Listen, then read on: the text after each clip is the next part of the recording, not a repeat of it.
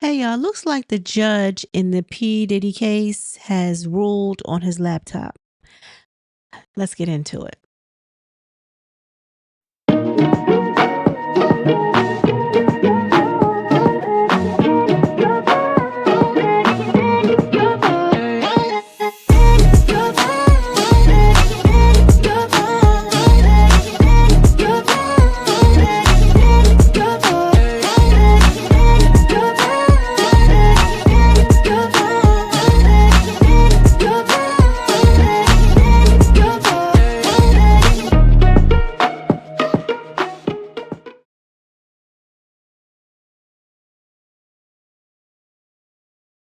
Hey y'all, it looks like the judge in the Sean Diddy Combs case against the government has ruled on the laptop. Let's take a look.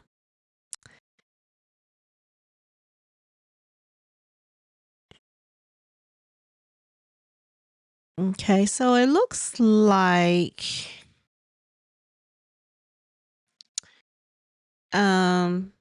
Judge Iran Subramanian says the court is in receipt of the defense application regarding the discovery laptop access and the defendant's attorney visitation forms.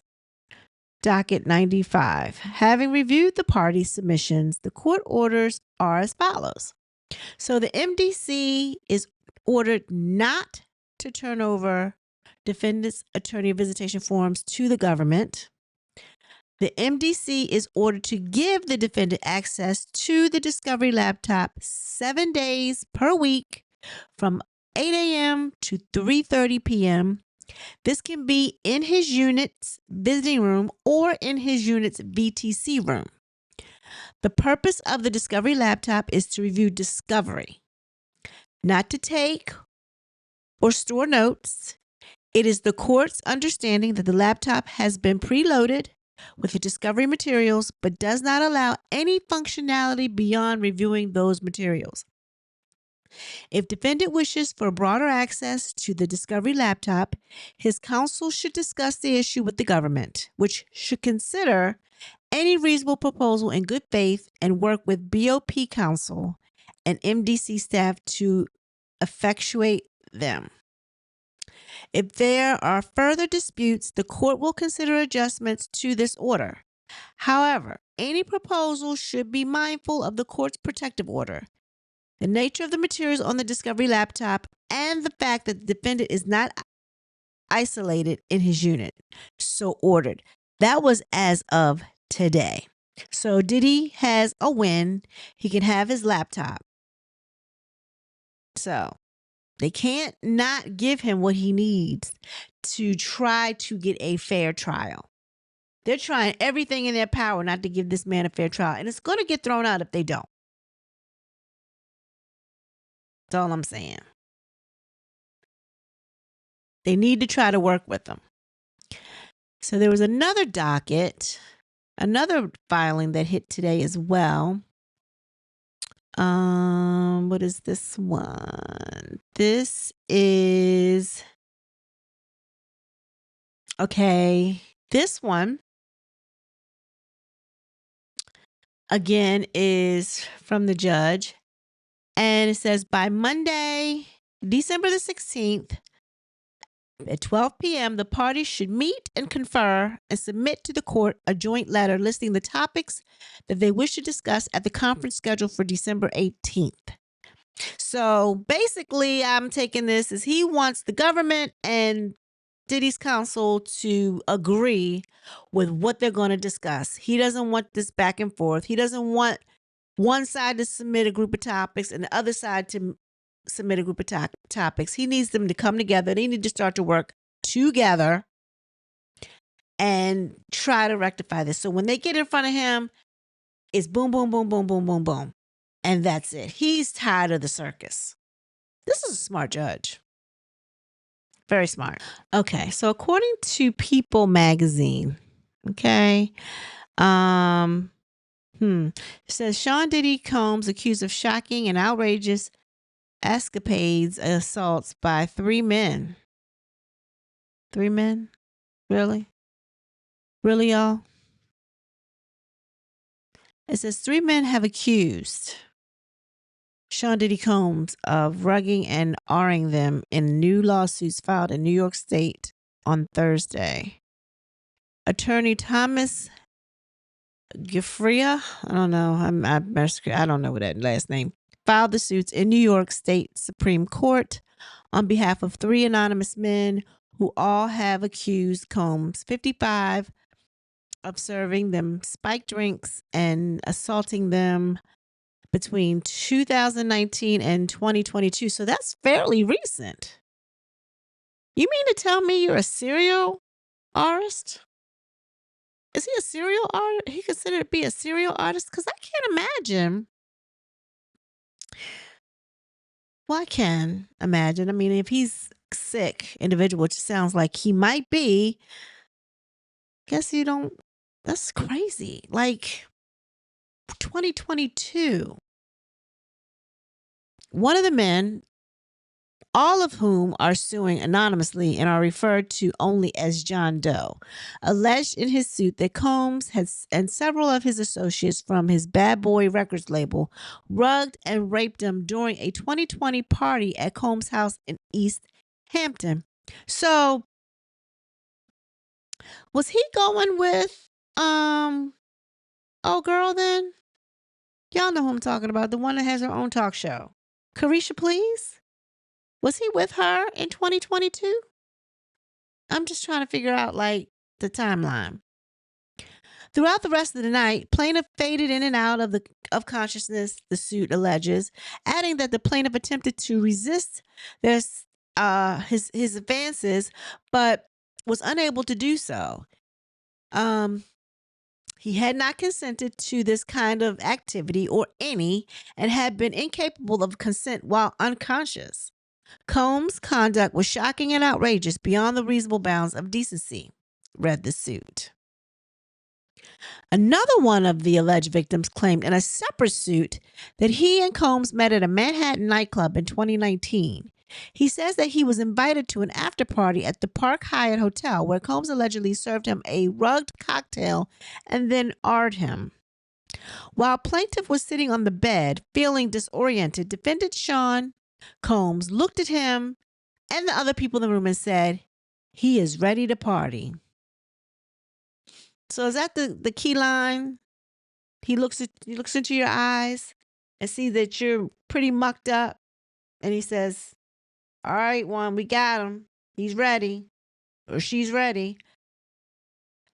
The man claims that he fell unconscious and then briefly woke up during the assault, where he saw Combs and also saw a man and woman recording him. When he woke up the next morning, the man who recorded the incident gave him $2,500 in cash, saying that it was for Combs per the filing.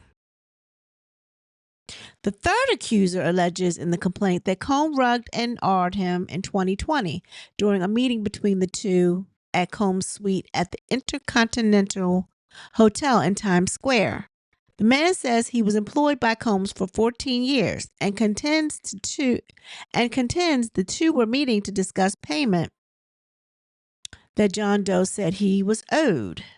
The man alleges Combs made him a cocktail as they were discussing the payment, and he soon fell unconscious on the couch. When he woke up, he alleges that Combs was assaulting him. When plaintiff questioned defendant Sean Combs and attempted to resist his advances, Combs told him to stop and that he was almost done, adding that Combs' associates threatened and intimidated the victim into silence. After the R-ing, defendant Sean Combs told plaintiff that going to the police will make him look like an idiot, and that because Combs is Diddy, plaintiff would never be able to substantiate his claims against him. So what do y'all think about that? I believe that he might have a kink, a sexual kink. I don't understand why he felt like he needed to R people. I get the whole concept of wanting to be in control. It's even not even about him being gay for that matter. It's just a matter of being in control and dominating over someone. That's what the thrill is, right? But I find it hard to believe, though. So many people, like, you just running around arming people? First of all, it ain't safe. Because you don't know who's got what these days, right? It ain't safe. You mean to tell me that he just running around arming people, not worried about contracting anything? Any type of STDs or whatever? Now, mind you, he might already have an STD. So I've read in the filings that he might have but nobody has talked about contracting anything. You know what I'm saying? Because if that's the case, you mean to tell me he didn't art all these people in that one time? Is he not? He's got to be, I just don't. And they're not saying that he's using protection. He could be, but I mean, I don't know. Wasn't there? What y'all think? Please tell me. This is ridiculous. It's like 3 more. How many is that altogether? Is like, have we hit 30 yet? At least 30 people that, not including Cassie, that he has done things to. Again, I'm going to say this again. We don't have any proof thus far of the 3 charges that they have at this moment against Sean P. Diddy Combs. The first one is racketeering, right? The second one is the freaking, right? And the third one is the prostitute. We don't have any proof. Any. We have 100 filings. I'm exaggerating, but we have plenty of filings, all allegations. All of them are just allegations. There's no proof of none of those 3 charges. The only thing that we have seen is the video of him beating up Cassie. That's all we have. But guess what? That's not what he's locked up for. Now, in her filing, she insinuates or she alleges that he bought people for their services and I guess brought them across state lines, which could be deemed as the second charge, the freaking. Right? I don't know. I'm not well versed in the legal codes. But if that is so, what he did, then that's the only thing that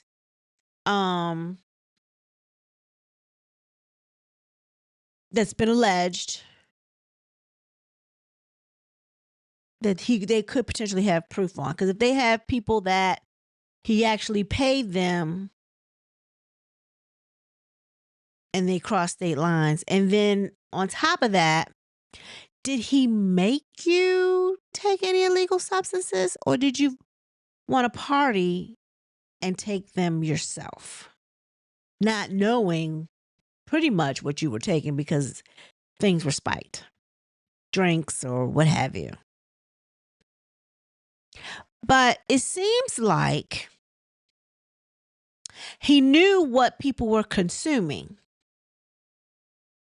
And at the end of his kinkapades, he would have everybody with IVs in their arms getting replenished. Everybody walk around with IVs so they can get back to their normal self. How considerate. Anywho, all I'm saying is we have all these allegations, and in the realm of public opinion, it looks bad. It really looks bad. It even looks bad for Jay-Z. Because now his lawyer is getting ahead of it because evidently they've sent demand letters to settle for minor children, minor boys and girls, both.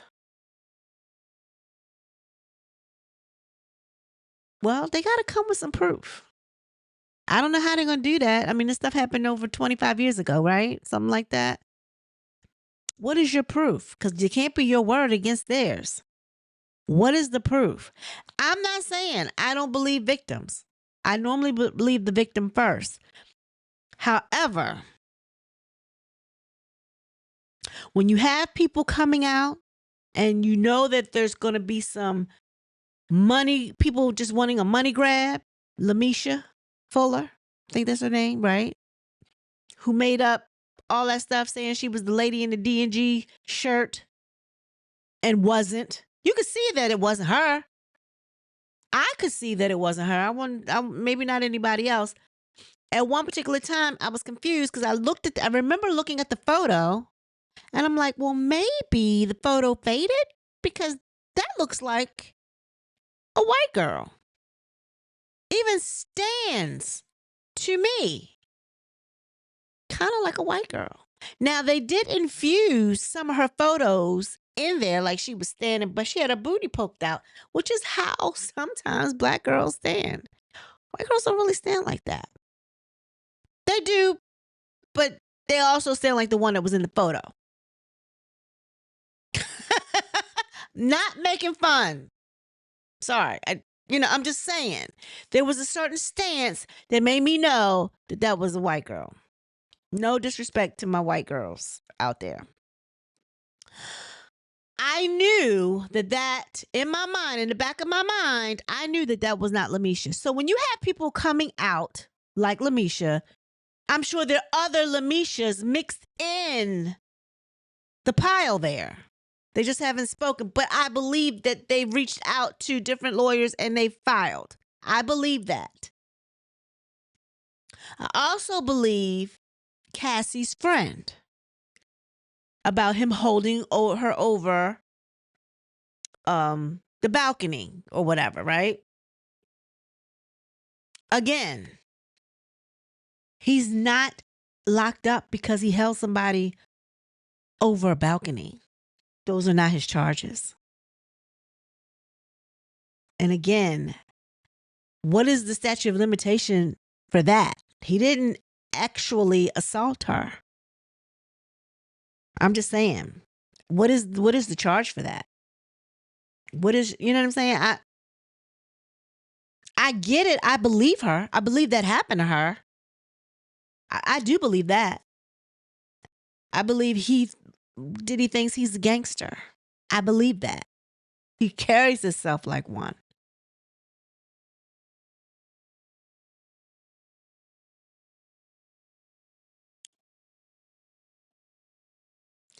It's bad.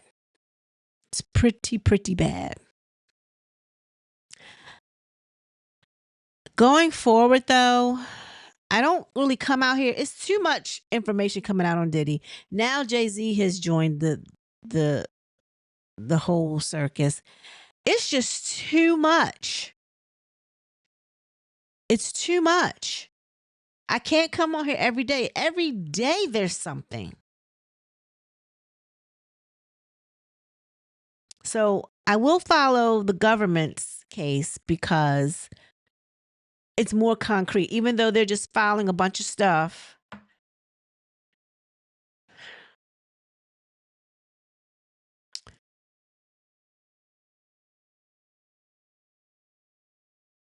I feel more confident in their case than anybody else because I know their main leading witness is Cassie. That's where I'm at. So. All right, y'all. So that's all I got. Please, before you leave the building, can you please like share, and if you haven't already done so, subscribe. With that being said, y'all, peace.